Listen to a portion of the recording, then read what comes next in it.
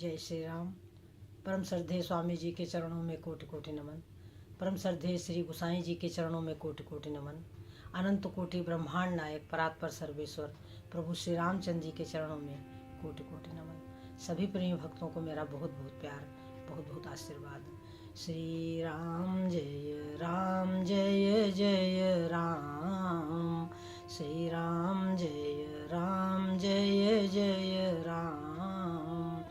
मंगल मूर्ति मारुति नंदन, सकल मंगल मूल निकंदन। पवन तनय संतन हितकारी, हृदय विराजत अवध बिहारी। मात पिता गुरु गणपति नारद, शिवा समेत शंभु सुख सारद। चरण बंदी बिनमो सब काहू, देहु राम पद नेह निबाहु। बंदऊ राम लखन बय देही, जे तुलसी के परम सनेही। जे तुलसी के परम सनेही। श्री राम जय जय राम। श्री राम जय जय राम। बंदो राम लखन बैदेही, जे तुलसी के परम स्नेही। सज्जनों, मानस में श्री गोसाई जी लिखते हैं कि प्रभु श्री रामचंद्र जी कहते हैं कि धर्म न दूसर सत्य समाना, आगम निगम पुराण बखाना। इस पृथ्वी पर सज्जनों सत्य के समान और कोई दूसरा धर्म नहीं है। धर्म न दूसर सत्य समाना, आगम निगम पुराण बखाना। जो व्यक्ति सत्य का आचरण करता है, यानी वो झूठ नहीं बोलता, उसके द्वारा कभी भी कोई भी पाप नहीं हो सकता। और जिससे पाप नहीं होगा उसका तो फिर क्या कहना। हम जब पाप करते हैं तब हम झूठ का सहारा लेते हैं, गलती करते हैं और सोचते हैं कि किसको पता नहीं है, हमने नहीं किया, हम क्या जाने, हमें नहीं पता। सज्जनों, तो ऐसे करने से हमारा भला नहीं होगा, हमारा कल्याण होगा। सत्य के विषय में सोचना है।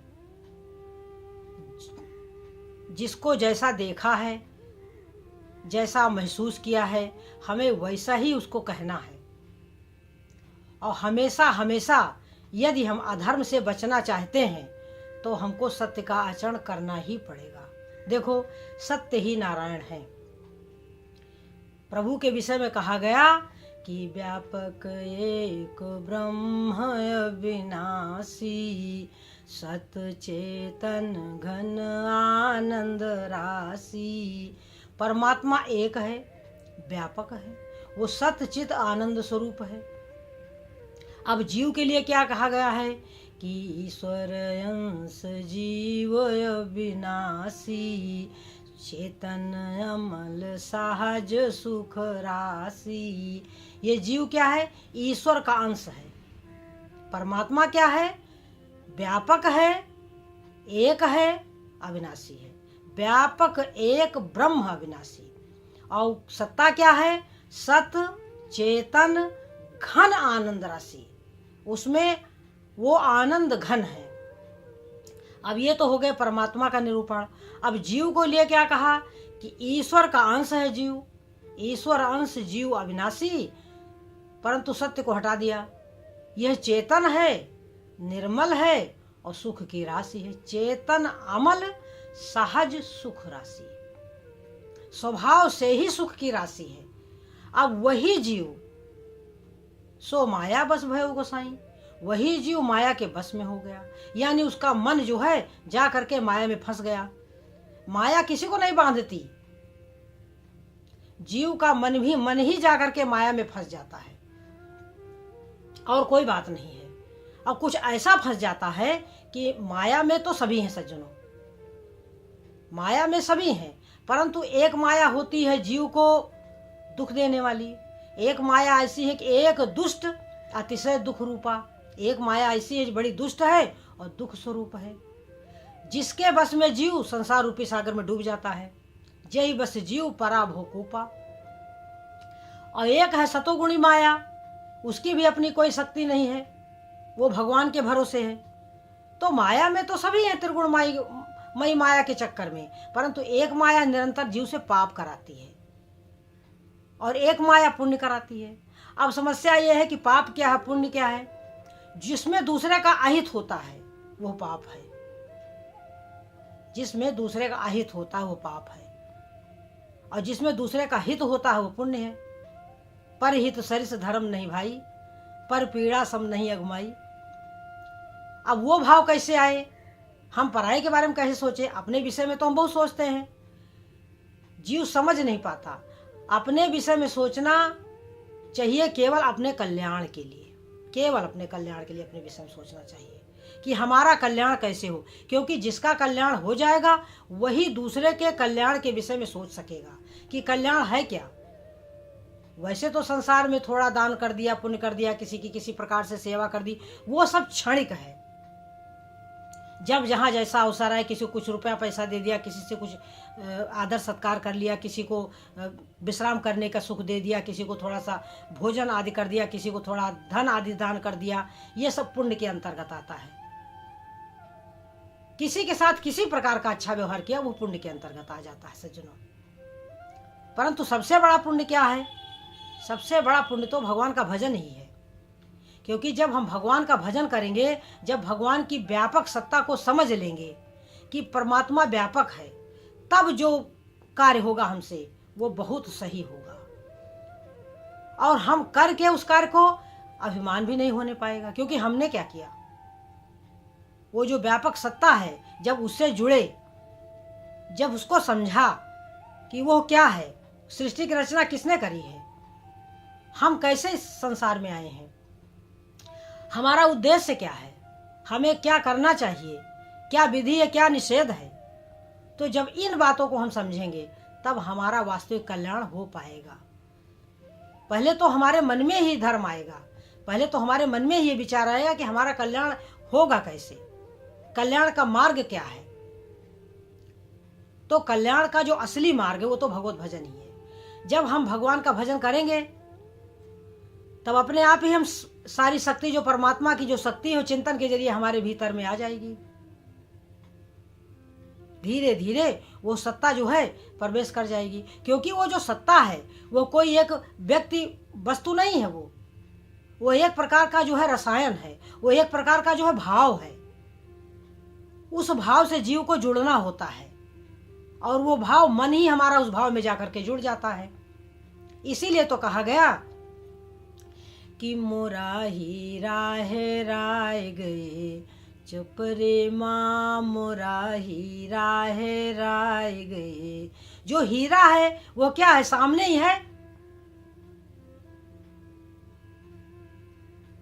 को पूरब को पश्चिम ध्यावई, को ढूंढे पानी पत्थरे माँ मोरा हीरा है राय गए, चुप रे माँ मोरा हीरा हेराय गए। तो मुल्ला कुरान किताब में ढूंढत, पंडित पोथी पतरे माँ मोरा हीरा हेराय गए, चुप रे माँ मोरा हीरा हेराय गए। तो हीरा क्या है, ये शुद्ध विशुद्ध भाव ही हीरा है, ये शुद्ध विशुद्ध भाव ही हमारी परम सिद्धि है।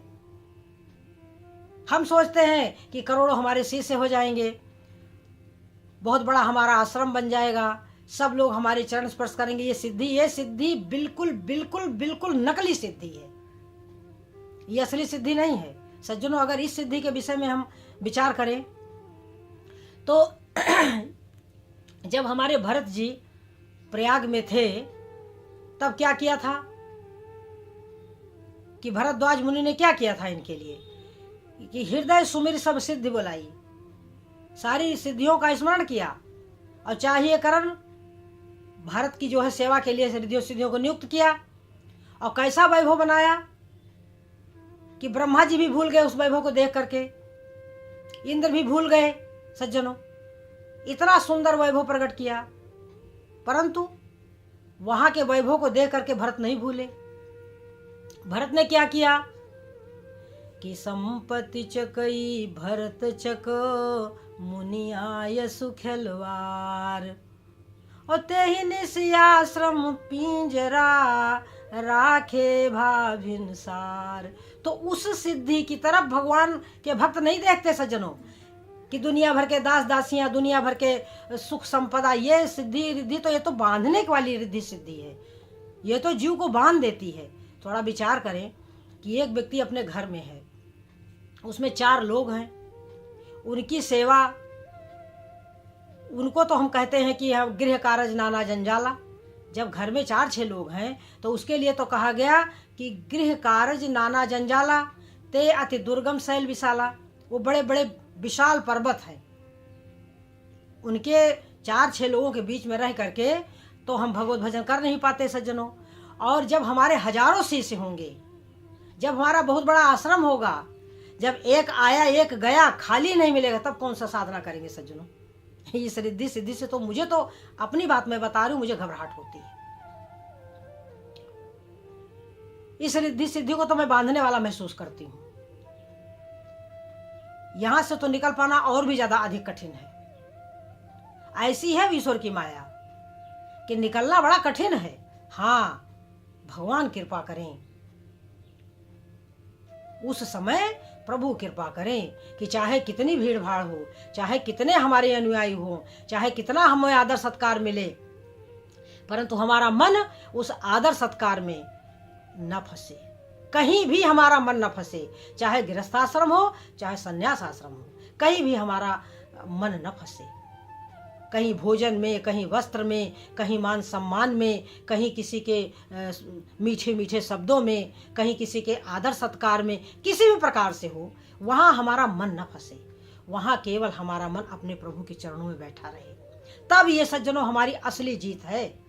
अन्यथा हम हार जाएंगे, हम हार जाएंगे। संसार का कोई भी सुख, कोई भी संपदा हमें बांध लेगी, हमारा मन वहां जाकर के फंस जाएगा और फिर वहां से निकलना बड़ा ही कठिन होगा सज्जनों। तो जितनी सुख संपदा है वो रिद्धि सिद्धि है लौकिक।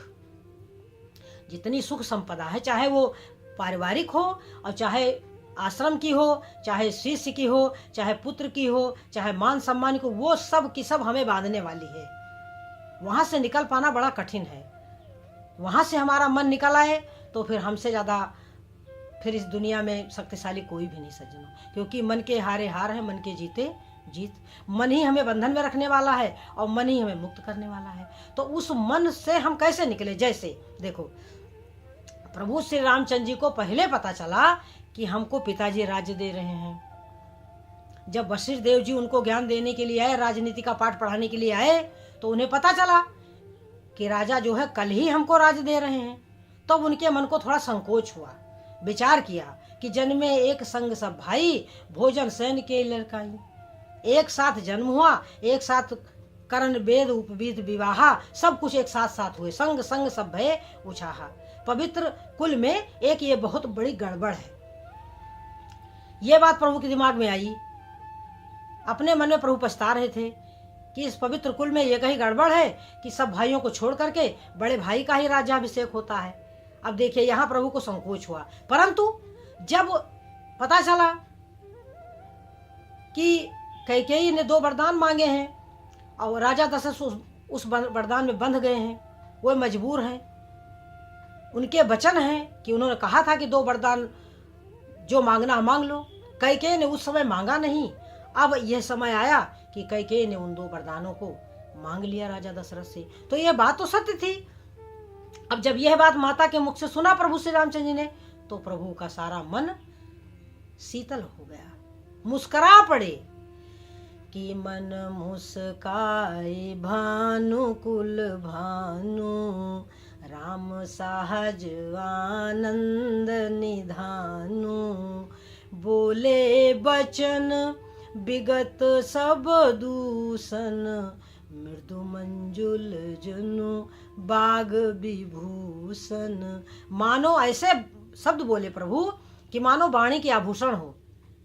कहने लगे माँ सुनो जननी सोई सुत बड़ भागी, जो पितु मातु बचन अनुरागी।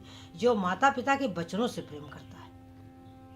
तनय मातु पितु तो सनिहारा, दुर्लभ जननी सकल संसारा। अपने माता पिता को संतुष्ट करने वाला बालक इस पृथ्वी पर दुर्लभ है। तनय मातु पितु तोषनिहारा, दुर्लभ जननी सकल संसारा। इस समस्त संसार में दुर्लभ है। और प्रभु ने क्या कहा, देखिए उनकी प्रसन्नता देखिए कि मुनिगण मिलन विशेष बन, सब ही भांति हित मोर। और तेहि माह पितु आय सुबहुरी, जननी सम्मत तोर। हे माता तुम्हारा सहमति है, पिता की आज्ञा है और आपकी सहमति है।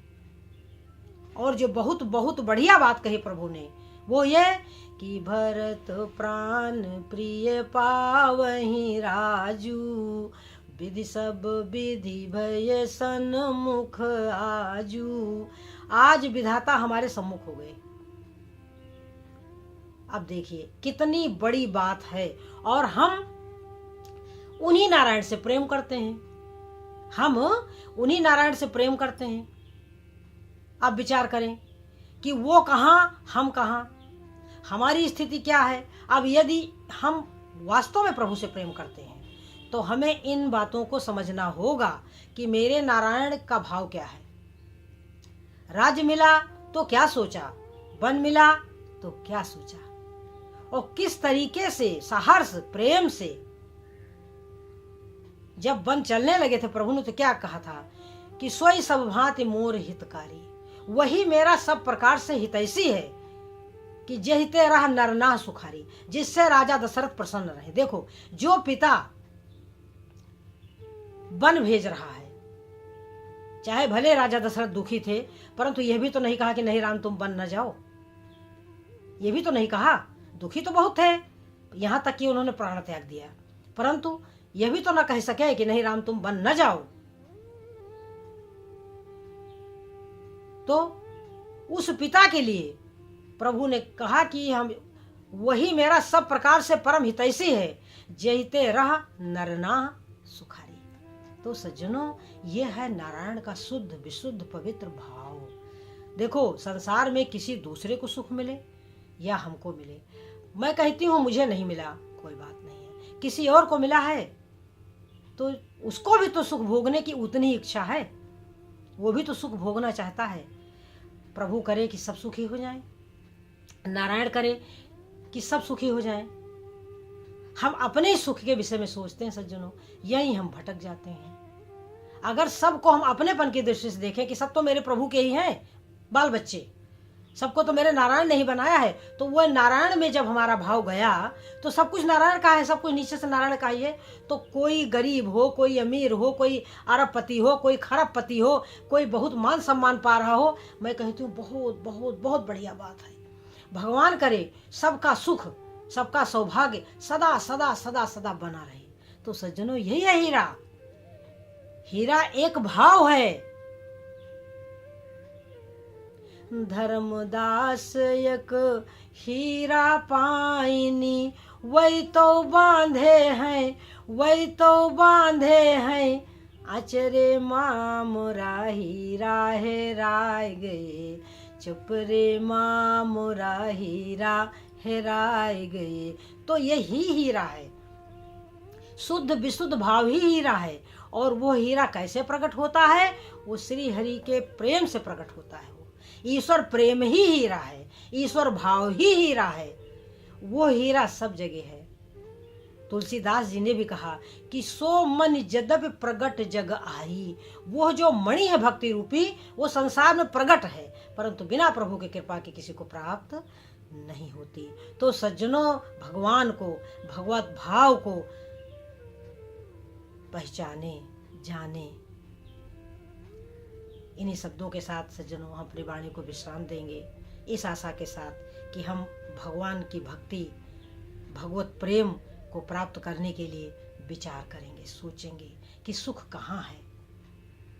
सुख कहाँ है सज्जनों? सुख है ईश्वर प्रेम में। जय श्री राम।